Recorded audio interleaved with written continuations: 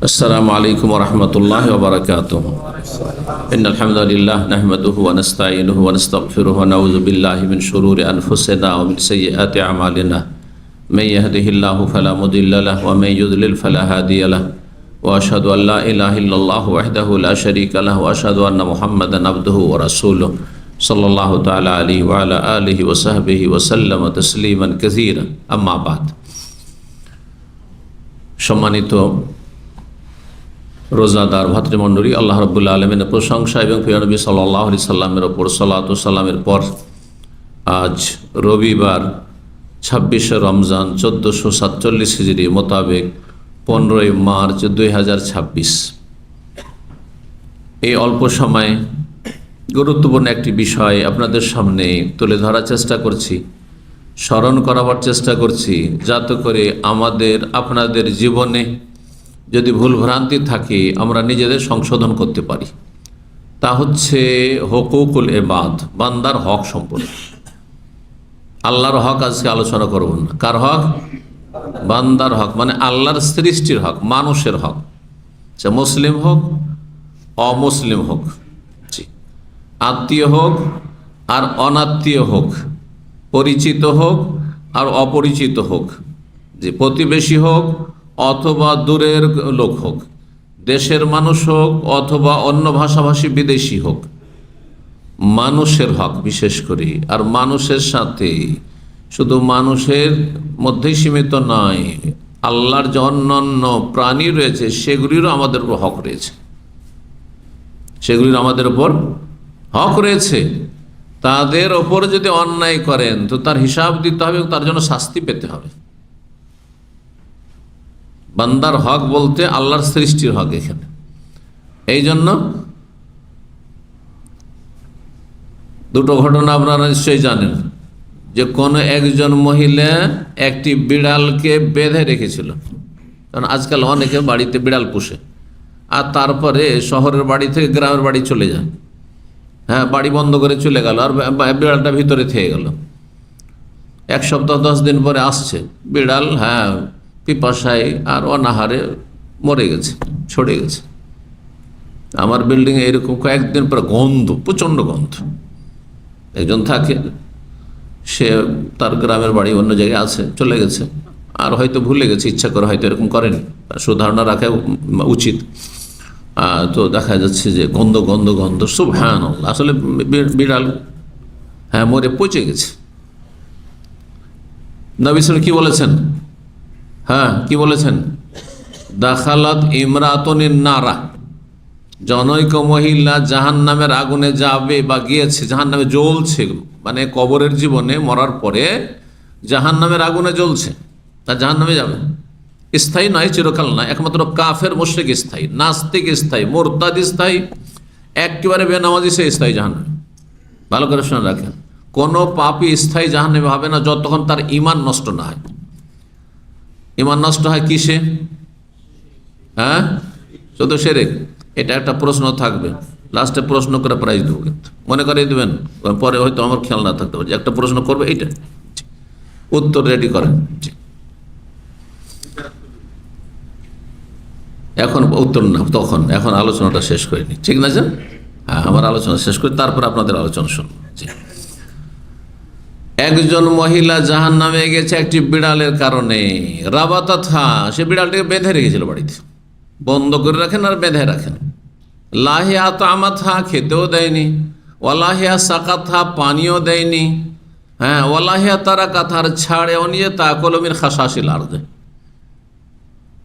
যে পোকা মাকড় এদিক সেদিক খেয়ে দিয়ে জীবনযাপন করবে, ছেড়ে দিলেও কাজ হইতো, বেঁচে যেত সে মহিলা। কোথায়? হ্যাঁ, মুসলিম মহিলা, তার মানে সে কাফের ছিল না। কাফের তো কাফের হওয়ার কারণে জাহান্নামে যাবে সে, বুঝছেন না? তাহলে সে মুমিন মুসলিম মহিলা ছিল প্রাচীন যুগে, ইসলামের পূর্বের ইতিহাসও তো মুমিন মুসলিম ছিল, অন্য অন্য উম্মতেরা। ফাদাখালাতিন নার, সে মহিলা জাহান্নামে গিয়েছে। সুবহানাল্লাহ। আরেকটি হাদিস, সেটা সহিহ বুখারীতে আছে। একজন মহিলা একটা কুকুরকে হ্যাঁ দেখলো যে একটা কূপের কাছে গিয়ে ছটপট করছে, কিন্তু কূপে যেতে পারে না। আর কূপের আশেপাশে যে কাদা হয়ে আছে, হ্যাঁ, মাটি ভিজে আছে আর কাদা হয়ে আছে, সেই কাদাতে মুখ ঢুকিয়ে কোন রকম করে তার পিপাসা নিবারণ করে বাঁচার সর্বাত্মক চেষ্টা করছে, কোন রকমের বাঁচার চেষ্টা করছে, শেষ চেষ্টা। দেখে বড় মায়া লাগলো মহিলাকে। কিন্তু মহিলা কেমন ছিল? কোনো ভালো মহিলা ছিল না, সে অসতী মহিলা ছিল, সে ব্যভিচারী মহিলা ছিল, জি বেশ্যা মহিলা ছিল। বেশ্যাকে আল্লাহ মাফ করতে পারেন, কিন্তু আবার কোনো বেশ্যাই কথা না ভাবে, কোনো লম্পট ভাই এ কথা না ভাবে, কোনো চরিত্রহীন জেনাকারী না ভাবে যে আমি জেনা ব্যভিচার করে একটা কুকুরকে পানি পান করিয়ে দেবো, জান্নাত পেয়ে যাব নাকি। এটা আপনার জন্য না। ওলামারা বলেছে এটা বিশেষ একটি বিরল ঘটনা, এবং সেটা তার কোয়ালিটিটা কেমন ছিল সেটা দেখার বিষয়। তারপরে আল্লাহ রাব্বুল আলামিনের রহমত কার জন্য হবে, কখন হবে, কোন মুহূর্তে, সেটাও জানার বিষয়। আপনি জানেন যে আপনাকে এই নেকির কারণে মাফ করে দিবেন? জানেন না, ঠিক না? বিশেষ ঘটনা একটি হওয়া আর একটা হওয়া সাধারণ শরীয়তের বিধিবিধান, ভিন্ন বিষয়। তারপরে দেখেন একই কাজ আমরা দুইজন করি, দুইজনের অন্তরের অবস্থায় আসমান জমির পার্থক্য হইতে পারে।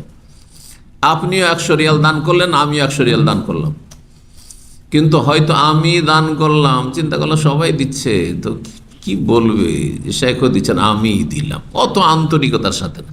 অত আমার আছে অনেক টাকা আছে, তার মধ্য থেকে 100 রিয়াল দিলাম, ঠিক না?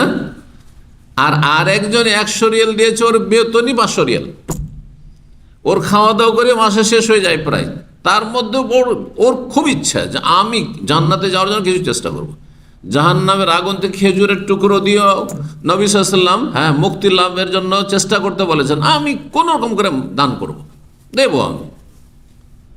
দুইজনের আন্তরিকতা, সে জাহান্নামে বাঁচতে চায় এবং তার ইখলাস, তার ত্যাগ এবং তার এই যে প্রতিকূল অবস্থায় দান খেয়রাত, এতগুলি ভালো দিক আছে। আর আমার লাখ লাখ টাকা আছে ধরেন, নাই, কিন্তু এটা ভাবিয়েন না যে আমি লাখ লাখ টাকার মালিক। কারণ অনেকে ভাবে যে শেখ মনে হয় পীরদের মতো কোটিপতি, তাই না? কারণ পীরেরা ধনী হয়, আলেম সত্যিকার আলেম হলে ধনী হয় না।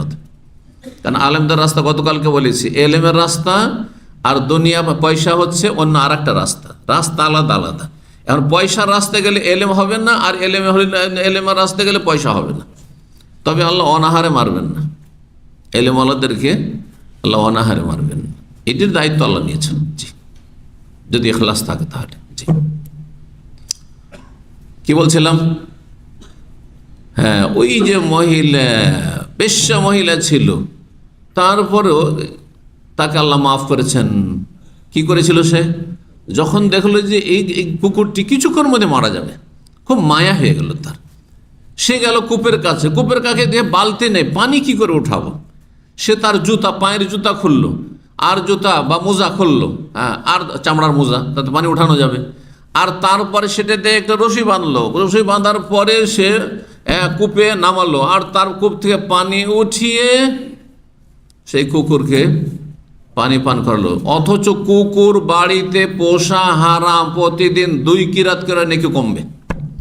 কুকুর পোষা কাফের বিজাতিদের সভ্যতার চরিত্র, মুসলিমের আদর্শ নয়।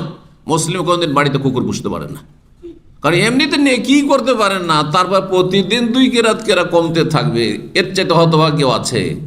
একাতে নেই পয়সা, আর ডেলি যদি ফাইন দিতে থাকেন গাড়ি চালাতে গিয়ে, তো আপনার মতো বোকা ড্রাইভার কেউ আছে? গরিব মানুষ, বেতন হচ্ছে 800 টাকা, নয় 1000 টাকা, আর আপনি ড্রাইভার কোম্পানির, আর ডেলি যদি আপনি শুধু গারামা খেতে থাকেন, পেনাল্টি খেতে থাকেন, তো আপনার মতো বোকা কেউ আছে বলেন তো দেখি? পয়সাওয়ালারা করছে, পয়সাওয়ালারা অনেক সময় কত লাগবে, 500 তো লাগবে, বুঝছেন না? ওরা আর এক বকুফ, এক লোক মোখালাফা পেনাল্টি খেতে খেতে খেতে 60,000 রিয়াল হয়ে গেছে, 60,000 রিয়াল হয়েছে। এমনও বেকুব লোক আছে। আর তারপরে সে নিজের নামে একটা মুআসসাসা খুলতে গেছে, বলছে ক্লোজ, তোমার নামে কিচ্ছু হবে না, আগে পেমেন্ট করো পেনাল্টি, তারপরে হবে। কথা বুঝতে পারছেন তো? এই এক শ্রেণীর বেকুব। আর আরেক শ্রেণীর বেকুব কে, যেই ব্যক্তির নাই পয়সা তারপরও যদি দুঃসাহসিকতার সাথে আইন লঙ্ঘন করে আর গাড়ি চালায় আর পেনাল্টি মোখালাফা খেতে থাকে, বুঝছেন না? জি, মোখালাফা বুঝছেন তো? হ্যাঁ, এটা আরব দেশের ভাষা, আমাদের বলে অভ্যাস হয়ে গেছে, কিন্তু এটা যখন অন্য জায়গায় যাবে ভাষাটি তো বুঝবে না, ওই জন্য পেনাল্টি বলে দিলাম, ফাইন। তো কি বলছিলাম, ফিরে আসি ওই হাদিসটির দিকে। মহিলার বড় মায়া হয়ে গেল, পানি উঠালো পান করালো বড় আন্তরিকতার সাথে। কুকুরকে পানি করেছে, যেই কুকুর পোষা মুসলিমের জন্য জায়েজ নাই। একমাত্র কুকুর যদি ট্রেন কুকুর হয়, প্রশিক্ষণপ্রাপ্ত কুকুর হয়, তখন শুধু অনুমতি আছে। এমনি কুকুর পুষলে লসই লস, দুই কিরাত করে নাকি কমবে। কুকুরে যদি আশেপাশে লোক কষ্ট দেয়, আর যদি কোনো কষ্ট না দেয়, এমনি কুকুর কোনো কাউকে কষ্ট দেয় না, ঘেউ ঘেউ করে না, তাহলে এক কিরাত কমবে, হাদিস রয়েছে। এই জন্য দুই রকমের হাদিস রয়েছে। যারা কুকুর পুষে বিনা কারণে, তাদের দুই কিরাত করে নাকি কমবের হাদিস রয়েছে, আর এক কিরাতের নাকি কমার হাদিস রয়েছে, বুঝছেন না? সুতরাং বাড়িতে কুকুর ঢুকতে দেবেন না, বাড়ির বাইরে থাকবে, রাস্তাঘাটে থাকবে। আপনি খাওয়াবেন, অসুবিধা নেই, খাওয়ালে নাকি আছে, পানি দিলে নাকি আছে, কিন্তু বাড়ির মধ্যে ঘুমাবে, বাড়ির মধ্যে ঘোরাফেরা করবে, বাড়িতে ঢুকবে কুকুর, এটি জায়েজ নয়, কোনো মুসলিমের জন্য জায়েজ নয়। এটি ইহুদি, খ্রিস্টান, কাফের, মুশরিকদের সভ্যতা, তাদের অনুকরণ।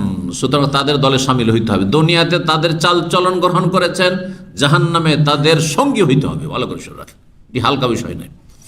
তো বলছিলাম যে আল্লাহ রাব্বুকে এত ভালো লাগলো এই মহিলার এই ভালো কাজটি, ফাশাকার আল্লাহু লাহা। নবী সাল্লাল্লাহু আলাইহি ওয়াসাল্লাম বলছেন, আল্লাহ তার এই নেক আমলটির মূল্যায়ন করলেন। ফাগাফার আল্লাহ, আল্লাহ তাকে মাফ করে দিলেন। সুবহানাল্লাহ। কিসের জন্য? এখানে দেখাতে চাইছি যে মানুষের পর অন্য অন্য পশু প্রাণীরও কি আছে? হক আছে। কারো হক নষ্ট করবেন না, কারো হক নষ্ট করবেন। আল্লাহ যাকে যে হক দিয়েছেন, কাছের হোক আর দূর হোক, কারো হক নষ্ট করবেন না।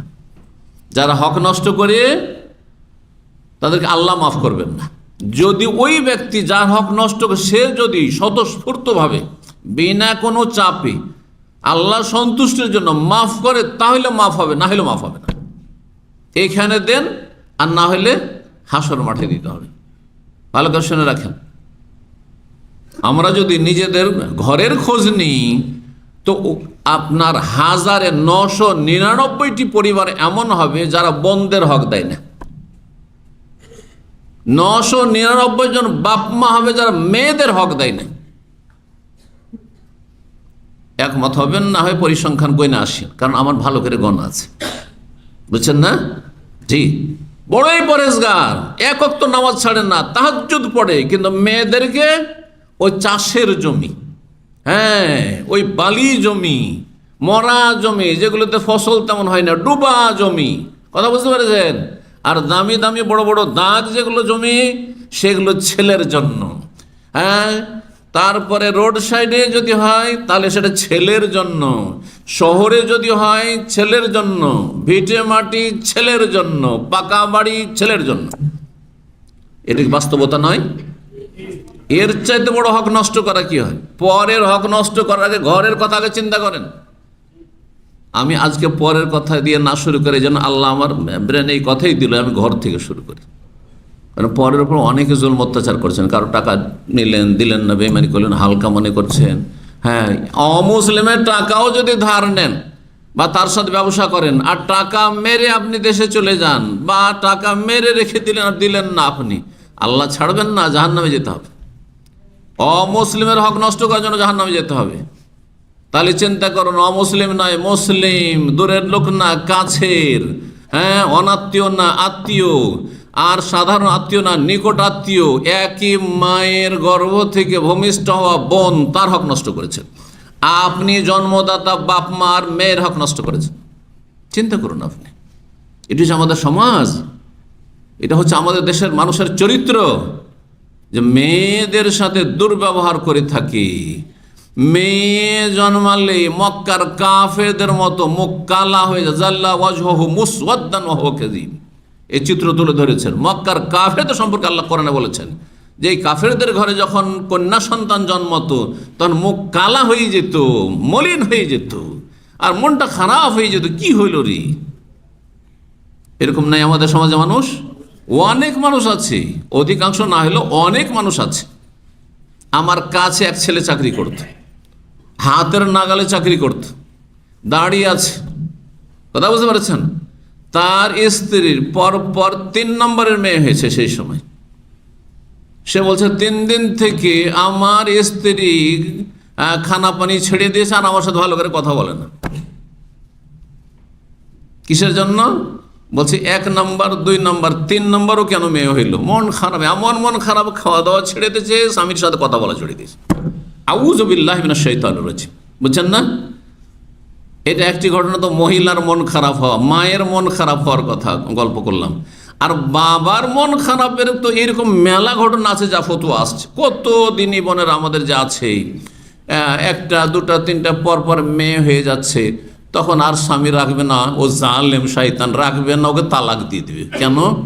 তুই এত কেন মেয়ে সন্তান দিচ্ছিস? হ্যাঁ, তুই এত কেন কন্যা সন্তান দিচ্ছিস? তুই ছেলে কেন দিস না? বুঝতে পারছেন কত জালেম আমাদের সমাজের লোকেরা। আমি তখন এইরকম পুরুষগুলোকে বলি যে তোমার কাছে বীজ আছে আর ওর কাছে জমি আছে, তো শুধু জমির দোষ না বীজের দোষ?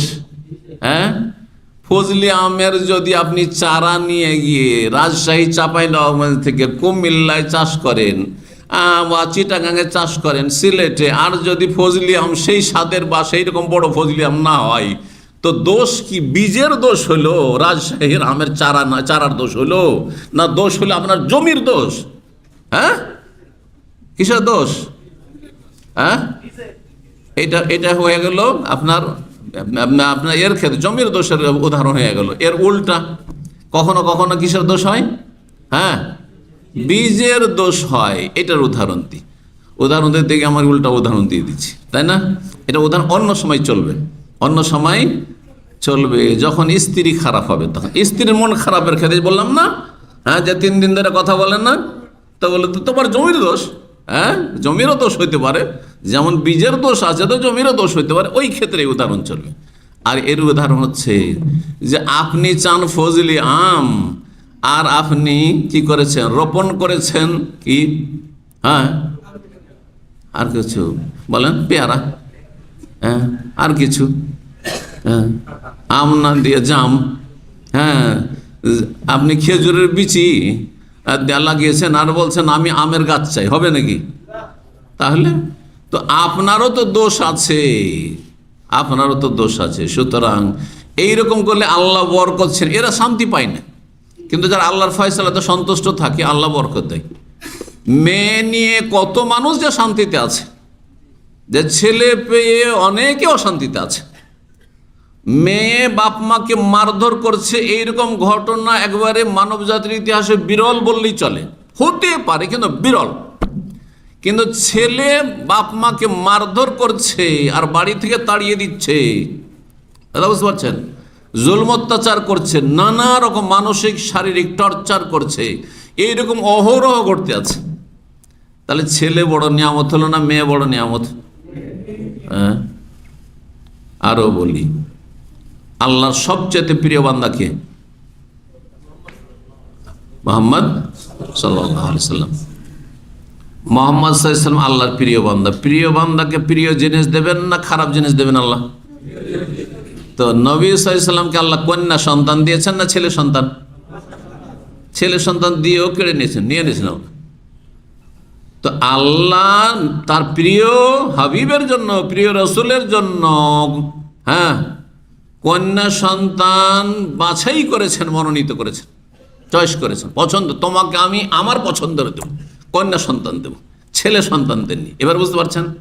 তাহলে আপনি ওই জায়গায় নিজেকে রাখুন যে আপনাকে যদি আল্লাহ কন্যা সন্তান শুধু দেয়, তার মানে আল্লাহ আপনাকে ভালো পছন্দ করে দিচ্ছে, যে এতেই তোমার ভালাই আছে, কল্যাণ আছে।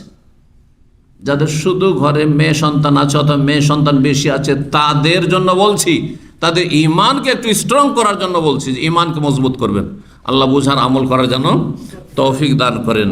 বান্দার হক কখন নষ্ট করবেন না। মা বাবা, সবচেয়ে কাছের মা বাবার হক নষ্ট করবেন না।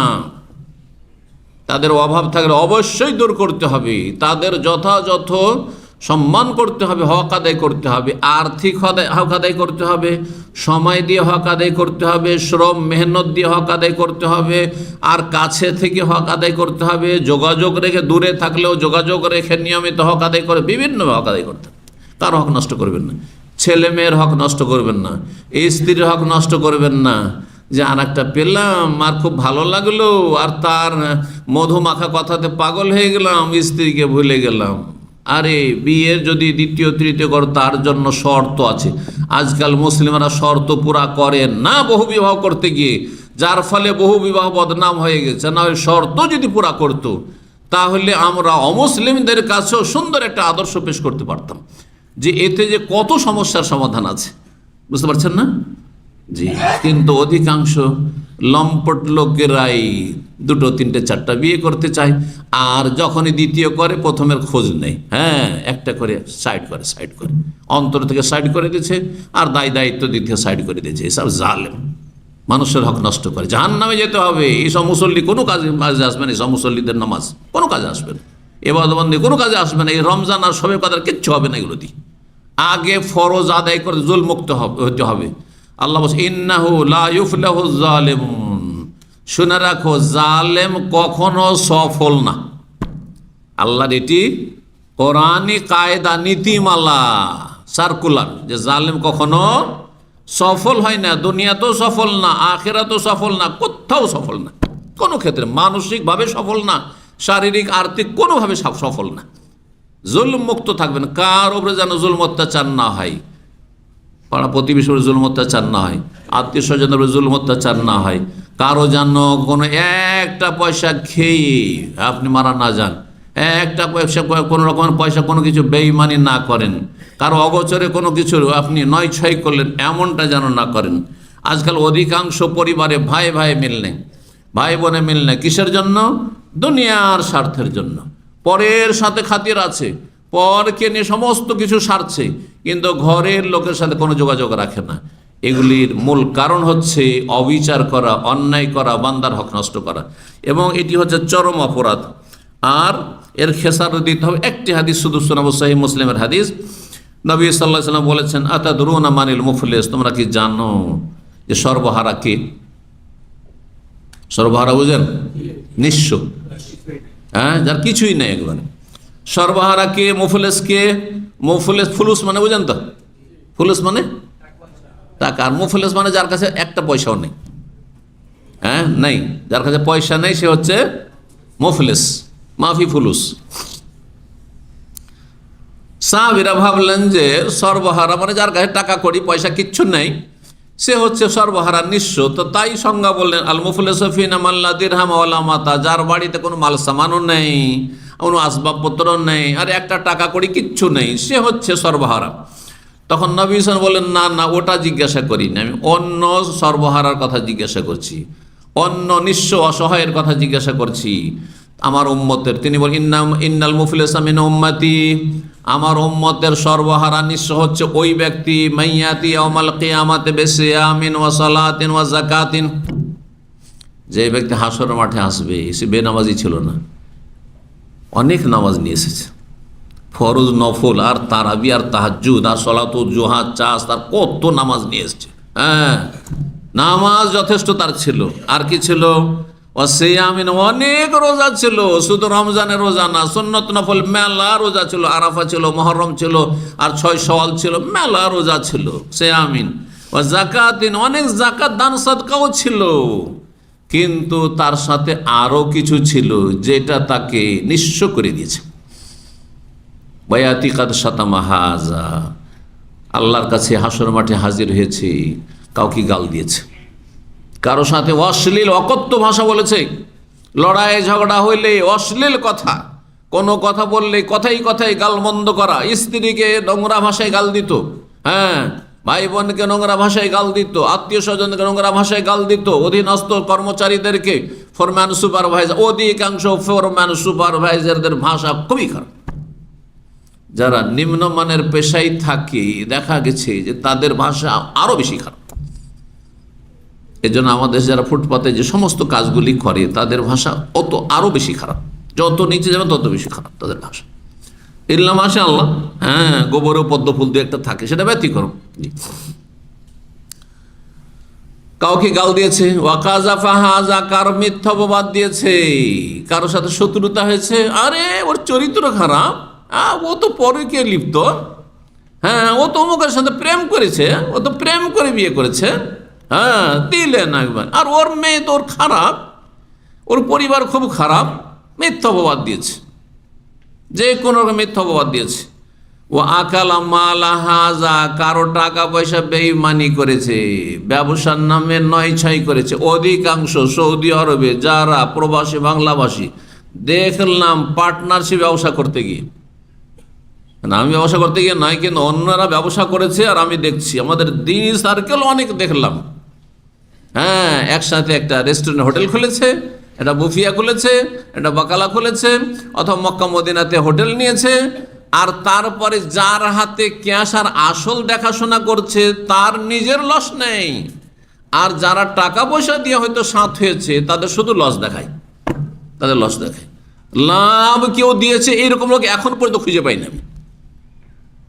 লাভ কেউ দিয়েছে এরকম লোক এখন পর্যন্ত এরকম চেহারা আমার কাছে স্পষ্ট হয়ে আসেনি, কিন্তু শুধু লস লস লস, মার খেলাম গেল গেল সব, আর নিজেও দেখাচ্ছে আমি খুব ক্ষতিগ্রস্ত, কিন্তু আসলে ইন্টারনাল বিষয় হচ্ছে ভিতরের খবর নিয়ে দেখেন ও নিজে ক্ষতিগ্রস্ত না, নিজেকে সেফ জোনে রেখে, হ্যাঁ, নিজের টাকা পয়সা ঠিক রেখে তারপরে ভাই সব লস গেছে, লস আপনাদের ঘাড়ি চাপিয়ে দিল সব। যদি এইখানে এই অবস্থা হয় তো এই লোকগুলো যারা এইভাবে হারাম খায় এখানে মানুষের বেঈমানি করে, তারা দেশে গেলে কত বড় ডাকাত, তার কত কুখ্যাত হবে চিন্তা করুন তো দেখি। কেন বেঈমানি করবেন না? কারণ এইখানেও আল্লাহর ভয় নেই, যেখানে আল্লাহর ঘর রয়েছে, যেখানে নবীর মসজিদ রয়েছে, যেখানে নবী সাল্লাল্লাহু আলাইহি সাল্লামের দেশ, এখানে ইমান তাজা হওয়া উচিত। সেখানে যদি ব্যবসা বাণিজ্য বেঈমানি করে, আল্লাহ হেফাজত করুন। জি, এই জন্য আমি সবসময় পরামর্শ দিই, পার্টনারশিপে কারোর সাথে ব্যবসা করতে যান না, পার্টনারশিপে ব্যবসা করতে যান না। আর যদি করেন তো আগে থেকে রেডি থাকবেন যে লস যাক যাক, আমার অনেক পয়সা আছে, কিছুটা দিয়ে করি, দেখি, ট্রাই করে, হইলো, না হলে গেল, বুঝতে পারছেন না? আর ধার যদি 2-4 বার দেন তো আর জীবনে হয়তো তবেই করি না, ধার দিবই না। ধার দেওয়ার রাস্তাকে এক শ্রেণীর লোকেরা বন্ধ করে দিয়েছে। ধার দেবেন, ধার দিলে ওর টাকা আপনার না, ওর যদি মায়া মমতা রহম করম হয় তাহলে আপনাকে ফিরিয়ে দেবে, আর মায়া না হলে আর ফিরিয়ে দেবে না, ও নিজের সম্পদ মনে করে। ও আল্লাহ বিনা বাড়াবাড়তে বলছি, তার কাছে যেন আপনি ভাই দুর্বল হয়ে চাইতে হয়েছে একটু টাকাটা, আচ্ছা দেব, আস্তাগফিরুল্লাহ, আরে কি চরিত্র, আমি তো মরে গেলে এখনই ফেঁসে যাব আমি। আপনি এই চিন্তা কেন করেন না? আপনি যেমন আখিরাত ধ্বংস করে দিচ্ছেন, আপনি আগে আপনার ঘুম হারাম করে টাকা আগে পেমেন্ট করেন, না হলে এই অবস্থায় যদি মারা যান তো আপনার তো কোনো রকম নাজাত নেই। নবী সাল্লাল্লাহু আলাইহি ওয়াসাল্লাম বলছেন, ওয়াসাফাকাতা মাহাজা, কেউ কাউকে খুন করেছে। এই রমজানে কত খুন হইল চিন্তা করেন, দেশে কত খুন হচ্ছে বিনা কারণে, সুবহানাল্লাহ। আর কারণ শুধু সরকারের কাছে, মৃত্যুদণ্ড সরকার দিতে পারে, কেউ দিতে পারে না। আর সেই ক্ষেত্রে সরকার যদি জালেম হয় মৃত্যুদণ্ড দেওয়ার ক্ষেত্রে, তাকেও আসামের কাঠগড়ায় হাজির হইতে হবে, এতে কোনো সন্দেহ নেই, তাকেও নেকি দিয়ে পেমেন্ট করতে হবে। ওয়াজারাবাহাজা, কেউ কাউকে মারধর করেছে, ফাইউ তাহাজা মিন হাসানাতি, হাসরের মাঠে আসলো, এর নেকি ছিল না? হ্যাঁ, নামাজের পাহাড় নিয়ে এসে, রোজার পাহাড় নিয়ে এসে, দান সাদকা জাকাতের পাহাড় পর্বত নিয়ে এসে, নেকির পাহাড় পর্বত নিয়ে আল্লাহর সামনে হাজির হয়েছে, কিন্তু বড় জালেম হয়ে হাজির হয়েছে, অনেক জুলম অত্যাচার করেছে, হক নষ্ট করে। নেকি দিয়ে আল্লাহ ফাইউ তাহাজা মিন হাসানাতে ওয়াহাজা মিন হাসানাতিহি, নেকি দিয়ে পেমেন্ট করতে করতে ফাইন ফানিয়াত হাসানাত, নেকি শেষ, যত নেকি সব শেষ হয়ে গেল। যা তার ওপর যে হকগুলো পাওনা ছিল, পাওনা পরিশোধ করতে করতে যদি নেকি শেষ হয়ে যায়, ওখেজা মিন খাতায়াহুম, ওই যে দাবিদার যে লোকগুলি এসেছিল পাওনাদার, তাদের গুনাহগুলো নিয়ে ফাতরিহা তালাইহি, এই লোকের আমলনামাতে চাপিয়ে দেওয়া হবে, কাঁধে চাপিয়ে দেওয়া হবে, সুম্মা তুরিহা ফিন্নার, তারপরে জাহান্নামে ঢুকিয়ে দেওয়া হবে। সহিহ মুসলিমের হাদিস। তাহলে এত বড় মুসল্লি আর এত ভালো মানুষ বাহ্যিক দুনিয়াতে চলে, সেও নিঃস্ব হয়ে জাহান্নামে যাবে যদি মানুষের হক নষ্ট করে। জি, হাদিস আমার সামনে অনেক রয়েছে। জালেমকে আল্লাহ কখনো ছাড় দেন না, কিন্তু ছেড়ে দেন না, কিন্তু কি করেন, একটু ঢিল দেন। ছেড়ে দেন না, কিন্তু কি করেন, ছাড় দেন, মানে অবসর দেন। মানে জালেম জুলুম করলো, বেঈমানি করলো, বা আপনার উপরে জুলুম অত্যাচার করলো, আজকে আল্লাহ ধরলেন না, 5 বছর পর 10 বছর পর হলেও ধরবেন আল্লাহ। ইন্নাল্লাহ লা ইউমলি যালিম, নবী সাল্লাল্লাহু আলাইহি ওয়াসাল্লাম বলছেন আল্লাহ জালেমকে ঢিল দেন, ছাড় দেন, কিছু অবসর দেন। ফাইজা আখাযাহু, আল্লাহ যখন ধরে নেন, লাম ইউফলিতু, তখন আর ছাড়েন না। যখন পকড়াও করেন, কঠিনভাবে পকড়াও করেন। সহিহ বুখারী মুসলিমের হাদিস। এবং একটি আয়াত সূরা হুদের আয়াত 102 পাঠ করেছেন নবী সাল্লাল্লাহু আলাইহি ওয়াসাল্লাম এই মর্মে, এই বলছেন ওয়াকাযালিকা আখযু রাব্বিকা, আল্লাহর পাকড়াওটা এইভাবে হয়ে থাকে। ইযা আখাযাল কোরা, যখন আল্লাহ রাব্বুল কোনো জনপদের জালেম অধিবাসীদেরকে পাকড়াও করে, ওয়াহিয়াযা ইন্না আখাযাহু আলিমুন শাদীদ, আল্লাহর পাকড়াও হচ্ছে অনেক কঠিন। সময় যেহেতু শেষ হয়ে যাচ্ছে, একটি হাদিস বলি। অধিকাংশ মানুষরা যেহেতু ধার কর্জা নিচ্ছেন, আর ধার কর্জা নিয়ে অনেকেই বা অধিকাংশই কিন্তু একেবারে উদাসীন। টাকা দিব, আরে দিব, সব কাজ পুরা করার পরে শেষখানে দিব, শোনেন ভালো করে। নবী সাল্লাল্লাহু আলাইহি ওয়াসাল্লাম বলছেন, সহিহ বুখারী 2212 নম্বর হাদিস, মান আখাযা আমওয়ালান নাস ইউরিদু আদাহা, কেউ যদি কোনো মানুষের টাকা পয়সা নেয় আর নেওয়ার সময় নিয়ত থাকে, সৎ নিয়ত, যে আমি দিব, তাড়াতাড়ি দিয়ে দেবো, হ্যাঁ যথা সময়ে দিয়ে দেবো, যে ওয়াদা করেছে ওয়াদা খেলাফি করব না, এই যদি সৎ নিয়ত থাকে, আদাল্লাহু আনহু, আল্লাহ তার পক্ষ থেকে আদায়ের সুব্যবস্থা করে দেবেন। মানে আল্লাহর স্পেশাল সাহায্য হবে, তৌফিক হবে, যে আল্লাহ আপনাকে এত বরকত দিবেন এবং সহজে দিয়ে দেবেন, ইমানে বরকত দেবেন, আমলে বরকত দেবেন, রিজিকও বরকত দেবেন, আল্লাহ আর তাড়াতাড়ি আপনি দিয়ে দিতে পারবেন, কারণ নিয়তটা আপনার কি ছিল, ভালো ছিল।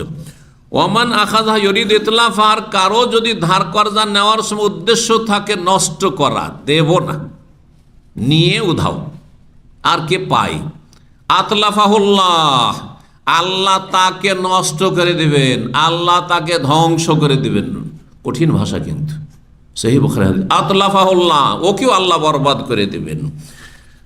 এর সাথে সহিহ মুসলিমের আরেকটি হাদিস শুধু শুনিয়ে দিই। আবু কাতাদা বলছেন যে একজন লোক হঠাৎ করে দাঁড়াইলো, এরকম বসে আছেন সাহাবাই কেরামগণ, নবী সাল্লাল্লাহু আলাইহি ওয়াসাল্লাম আছেন, দাঁড়িয়ে ইয়া রাসূলুল্লাহ আর আয়াত আছে, ইন কুতিলতু ফি সাবিলিল্লাহ, আমি যে আল্লাহর রাস্তায় জিহাদের ময়দানে কাফের হাতে নিহত হই, শহীদ হইলাম, তো তুকাফফারু আন্নি খাতায়া, আমার গুনাহ খাতা সব মাফ হবে, জান্নাতি হব?